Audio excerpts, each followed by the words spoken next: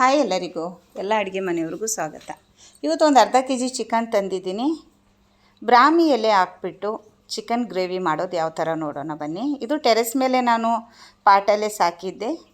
ಸಖತ್ತಾಗಿರುತ್ತೆ taste, ಮತ್ತು ಇದು ಬ್ರೈನ್ಗೆ ತುಂಬಾ ಒಳ್ಳೆಯದು. ಇದರ ಬಗ್ಗೆ ಆಮೇಲೆ ತಿಳಿಸ್ತೀನಿ. ಸೊಪ್ಪನ್ನ ನೀಟಾಗಿ ತೊಳ್ಕೊಂಡಿದ್ದೀನಿ. ಕೊತ್ತಂಬರಿ ಸೊಪ್ಪು ಕೂಡ ತೊಳ್ಕೊಂಡು ಟಮಾಟೆ ಹಣ್ಣು ತೊಳ್ಕೊಂಡಿದ್ದೀನಿ. ಇವತ್ತು ಏನು ರುಬ್ಬೋಕ್ಕೆ ಹೋಗಲ್ಲ. ಟಮಾಟೆ ಹಣ್ಣ ತುರ್ಕೊಂಡಿದ್ದೀನಿ, ಮತ್ತು ದೊಡ್ಡ ಸೈಜ್ ಒಂದು ಈರುಳ್ಳಿನೂ ಕೂಡ ತುರಿತಾಯಿದ್ದೀನಿ. ಇವತ್ತೇನು ರುಬ್ಬಲ್ಲ, ಬರೀ ತುರಿಯೋದಷ್ಟೇ. ಬ್ರಾಹ್ಮಿ ಎಲೆನ ಸಣ್ಣಗೆ ಹೆಚ್ಕೊತಾ ಇದ್ದೀನಿ. ಹಾಗೆ ಕೊತ್ತಂಬರಿ ಸೊಪ್ಪು, ಸ್ವಲ್ಪ ಪುದೀನ ಇದನ್ನು ಕೂಡ ಸಣ್ಣಗೆ ಕಟ್ ಮಾಡ್ಕೊತಾ ಇದ್ದೀನಿ. ಒಂದು ಅರ್ಧ K G gravy, chicken gravy ಮಾಡ್ತಿರೋದ್ರಿಂದ ಎಲ್ಲ ಸ್ವಲ್ಪ ಸಾಕು. ಹಾಗೆ ಒಂದು 3ರಿಂದ 4 ಹಸಿಮೆಣ್ಸಿನ್ಕಾಯಿ ಕೂಡ.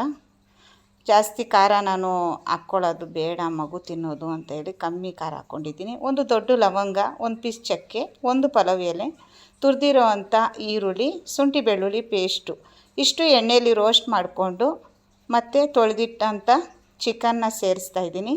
ಹಾಗೆಯೇ ಒಂದು ಅರ್ಧ ಲಿಂಬೆಹಣ್ಣು ಕೂಡ ಸೇರಿಸ್ತಾ ಇದ್ದೀನಿ.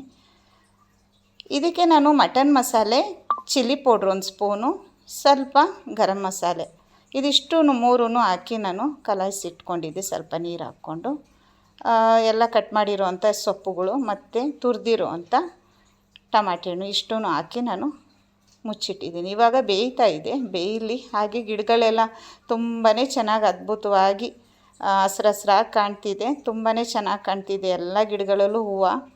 ಮತ್ತು ಮನೆ ಸುತ್ತು ಟೆರೆಸ್ ಮೇಲೆ ನಿಂತರೆ ಎಲ್ಲ ಹಸ್ರಾಗಿ ಕಾಣ್ತಿತ್ತು. ಅಲ್ಲಿ ಹಸುಗಳು ಕೂಡ ಮೇಯ್ತಾ ಇದ್ವು, ಅವನು ಕೂಡ ನಾನು ನೋಡಿಸಿದ್ದೀನಿ. ತುಂಬಾ ಇಷ್ಟ ನನಗೆ ಹಸುಗಳು, ನಾಯಿ ಎಲ್ಲ ಅಂದರೆ. ಜೊತೆಗೆ ಕೋಳಿನೂ ಕೂಡ ಸಾಕಿದ್ದೀನಿ. ಇವತ್ತು ಒಲೆಯಲ್ಲಿ ಮಾಡ್ತಿರೋದ್ರಿಂದ ತುಂಬಾ ಟೇಸ್ಟಾಗಿತ್ತು. ಗ್ರೇವಿ ರೆಡಿ ಆಯಿತು.